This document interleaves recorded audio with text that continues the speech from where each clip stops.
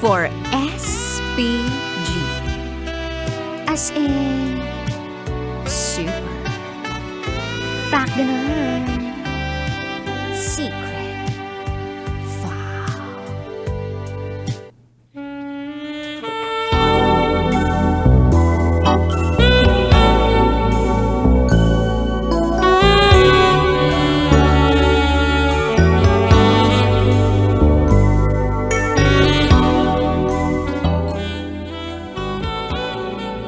Tinikman ko ang kanyang mani at pinasimot ko sa kanya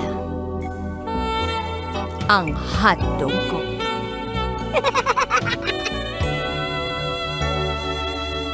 Hi, DJ Rock. Itago mo ko sa pangalang Fred. At ito ang aking SPG, as in super. Partner, secret, foul. Kasi simula lang uli ng face-to-face classes.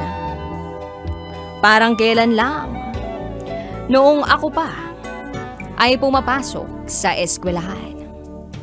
Ngayon, may mga chikiting na akong pinag-aaral. Ang misis ko ay isang guro sa isang private school. At ako naman ay may negosyong isang internet cafe dito sa Visayas. Minsan, sa hirap ng buhay, nakakaramdam ako ng nostalgia o yung feeling na gusto mong balikan ang nakaraan. Yung mga panahong wala ka masyadong mabibigat na problema sa buhay. Santambak kasi ang mga problemang pinapasan ko ngayong nasa wastong edad na ako. Hindi gaya noong maliit pa ako at nag-aaral pa lang. Dati kasi ay madalas ko lang problemahin ay yung pagbitbit sa mabigat kong school bag. O di kaya minsan ay kapag nabibitin ako sa baon, nanghihingi ako sa mga kaklase ko. Pero kapag ako naman ang meron, marunong naman ako mag-share. Ganon ang values sa school namin. Share your blessings. Dahil nga raw, it is better to give than to receive. At meron nga sana akong kwento, DJ Rocky, na gusto ko lang ibahagi sa ating mga kabisyo. Madalas ko itong ipaalala sa asawa ko. Kaya madalas din niya akong gustong batukan dahil dito. Hindi ko lang alam kung natutuwa siya pag binabalikan ko ang kwento namin. Pero ang alam ko, napapangiti siya sa tuwing naaalala niya ito. Ganito kasi yun, DJ Rocky. Itago natin ang asawa ko sa pangalang Melody. Balakan muna natin ang panahong mag-classmate kami noong elementary. Hindi nga lang ako sigurado kung grade 4 or grade 5 kami noon. Isang araw, nagkausap kami nitong ni Melody. Doon sa likod ng kantin sa school namin. Doon kami dati pumupuesto kapag puno na ng tao sa kantina. At wala na kaming maupuan. At yun nga, nagkasabay kami ni Melody doon sa likuran. Isang hapon habang recess namin. Tinanong ko si Melody, "Mel, anong baon mo?" Sagot niya sa akin, "Eto, mani." Panay ang dukot at nguya niya sa kanyang baong mani. Sabi ko sa kanya, "Mel, patikim naman ang mani mo."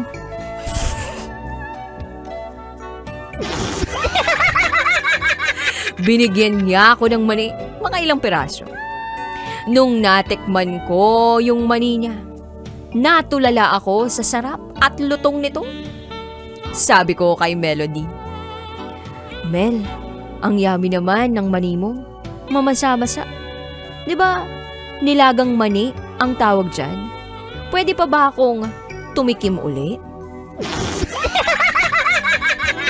Sagot naman niya. Oo, marami pa to. Ayan o, dumukot ka lang. Balatan mo na rin, tapos meron ako ditong iba-ibang flavor ng mani. Mamili ka na lang dyan. At bukod sa nilagang mali, binigyan pa niya ako ng ilang pakete ng iba't ibang variety ng mani. Merong mani na maalat-alat, may mani na maanghang-anghang, may pritong mani na may kulay brown pang balat, may mani na dry o halos hilaw, at merong mani na lasang hipon, yung malangsa. Sabi ko tuloy sa kanya, alam mo Mel, ang hilig mo pala sa mani, buti hindi ka tinitigyawat. Sagot niya sa akin, bakit naman ako magkakaroon ng tigyawat? May nakukuha bang tigyawat sa mani? Yak, tsaka teka nga, ba't ako lang ang mamimigay ng baon? Mamigay ka rin kaya ng pagkain. Anong baon mo dyan ha? Ako naman ngayon ang nag-share sa kanya ng baon. Sabi ko, eto naman ang sa akin Mel, hotdog. Napanganga siya nung makita niya ang hotdog ko, DJ Rocky. Sabi niya, uy, ang haba-haba naman ng hotdog mo, Fred. Sagot ko, syempre naman, jumbo ang hotdog ko para hindi bitin. At sumagot siya ng, Fred, ako naman ang titikim ng jumbo hotdog mo ah. So binuksan ko ang baunan ko ng tuluyan. Dumukot ako ng isang perasong hotdog at isinubo ito kay Mel.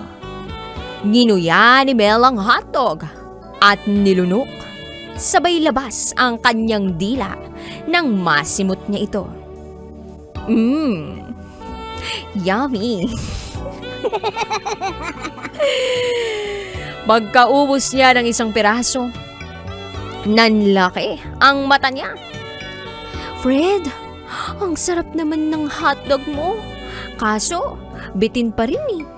Kaya pahingi pa, pwede ba? Sige na. Kaya hindi na ako nagdamot pa at binigyan ko pa siya ng isa pang hotdog. Kumuha ako ng tinidor, tinusok ang isang hotdog at isinubo uli kay Mel ang isang piraso. Kinagat ni Mel ang hotdog pero nagulat siya nang may tila naglaway na kulay dilaw dito. Sabi niya, OMG, Fred, mas yummy to. Hindi pala to hotdog eh. Jumbo cheese dog to, oh. May katas na cheese. Ito yung masarap na yumuyugyug sa TV. Yugyugin ko nga din kaya. Dinakma ni Melody ang cheese dog galing sa tinidor at niyugyug niya nga ito para lumabas ang namumuot nitong cheese at sinumot niya rin ang mahaba kong cheese dog. DJ Rocky, habang nag-uusap kami ni Melody ay meron palang isang usiserang teacher na bigla na lang nagpakita sa amin. Nakikinig pala siya sa usapan namin sa hindi kalayuan. Sabi niya, Fred, Melody, ano yung pinag-uusapan yung mani at hotdog? Ang babata nyo pa! Ang dudungis na ng mga utak ninyo! Nabigla kami. Napanganga.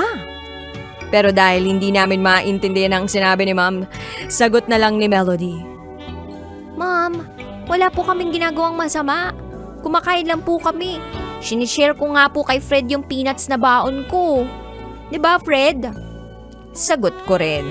Opo, ma'am. Binigay ko nga po kay Melody yung baon kong hotdog, oh. Ito nga po, ma'am, oh. Pinasilip ko kay ma'am yung baonan kong may laman pang hotdog. At pinakita rin ni Melody ang ilang pakete ng mani sa baonan niya. Dumipensa si ma'am. Ay, akala ko kung ano nang ginagawa ninyo. Sa susunod, ha? Mag-iingat kayo sa mga pananalita ninyo. Balang araw, malalaman nyo rin kung bakit. At ayun, umalis na si ma'am pagkatapos niya kaming mapagalitan. Napaisip ako noong mga sandaling yun. Huh? malalaman rin namin kung bakit. May nasabi ba kaming masama? Tanong ko kay Melody. Bakit kaya nagalit sa atin si Ma'am? Kumakain lang naman tayo dito. Sagot ni Melody. Ewan? Ang labo nga eh.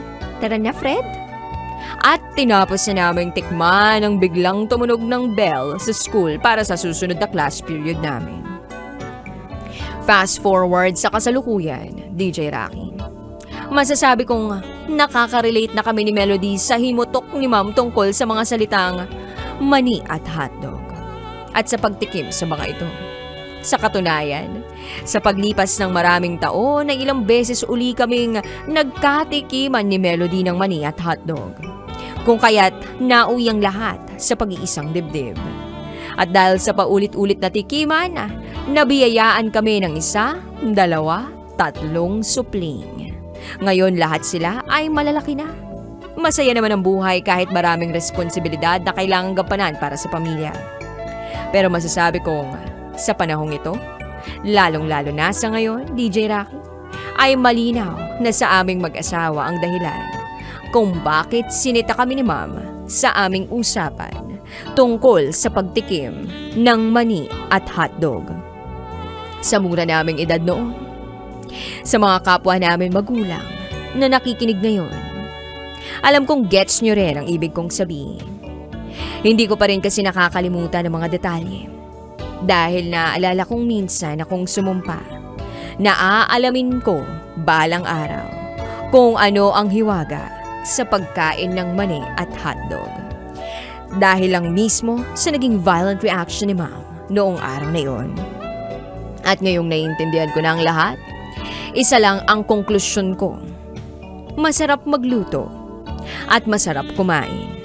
Lalo na pagkasalo mo ang taong mahal mo. Yun nga lang, sana all may kasalo. DJ Rocky, maraming salamat sa pagbabasa ng kwento namin ni Melody. At sana may aral kaming naibahagi sa mga bata man o sa matatanda. Hanggang dito na lang po. Muli, ako si Fred. At ito ang aking SPG.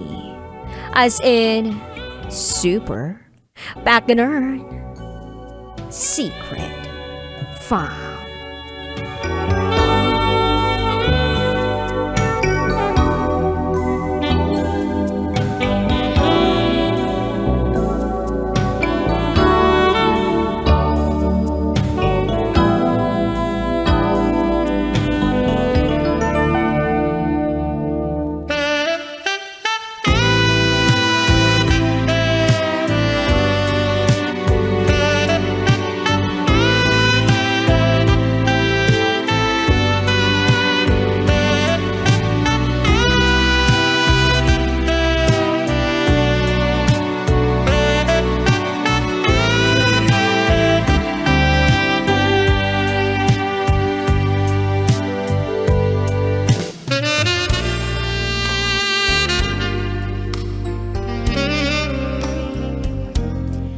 That SPG, as in Super Baconair Secret File, was shared to us by Fred.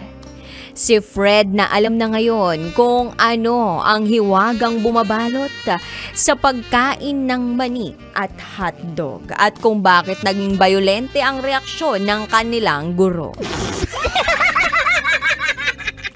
Pero may mga ganun talaga, no? Na tao lang din naman talaga yung nagbibigay ng ibang kahulugan. Diba? Parang, bakit? Anong meron kapag may mani, diba? At may hotdog? Bakit nyo binibigyan ng mali siya yun? Diba? Sarap kaya ng mani, lalong-lalo na kung maraming bawang. 'Di ba? Yung tostadong bawang, yung nabibili diyan sa may kanto, dun sa mga yung mga nagtutulak, hindi nang illegal na droga. I mean yung may daladalang parang basta may wheels siya. Tapos naka-glass yung niya, yung mga mani niya. No? Tapos meron nga doon yung may balat, meron yung parang wala ng balat, may konting asin, tapos meron naman yung parang sobrang dry, no? Meron yung maliliit, yung mga ganun ba? Grabe, nakakagutom tuloy. Pero sa akin kasi hindi applicable yung kumain ng mani kasi nagsisilabasan lahat ng mga pimples ko. Pero hotdog, feeling ko makakain ako ng maraming hotdog. Lalong-lalo na kapag, cheese, grabe! Kaya gets ko yung reaction ni Melody na sobrang nasasarapan siya dun sa cheese dog. Kasi ang sarap kaya talaga ng cheese dog. Diba?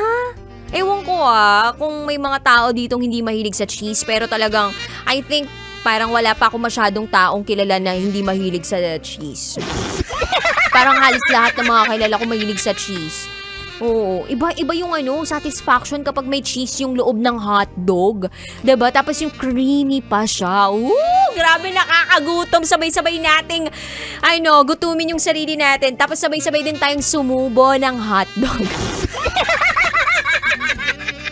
Anyway, I would love to listen to all your comments, thoughts, suggestions, round reactions. Share it to me. Nangyari na ba sa inyo yung nangyari sa ating SPG Secret File Sender? Yung tipong, alam nyo namang wala kayong ginagawang masama, but because of your words, but because of your phrases, because of those words, parang misinterpreted ng ibang tao. Kumbaga, iba yung naging dating sa kanila. No, parang feeling nila may bastos kayong ginagawa kahit wala naman talaga. So yeah, I would love to listen to that. Yeah. Send nyo sa Facebook page ko, Rakitera, RAQITERRA. Send in your voice message. Abangan ko po yan sa aking pagbabalik. Kasama nyo po si DJ Rocky and you are listening here sa stasyong Feel Good, Feel Good, Feel Good, Feel Good. 90.7 Love Radio. This is SPG, as in super. Back in our secret 5.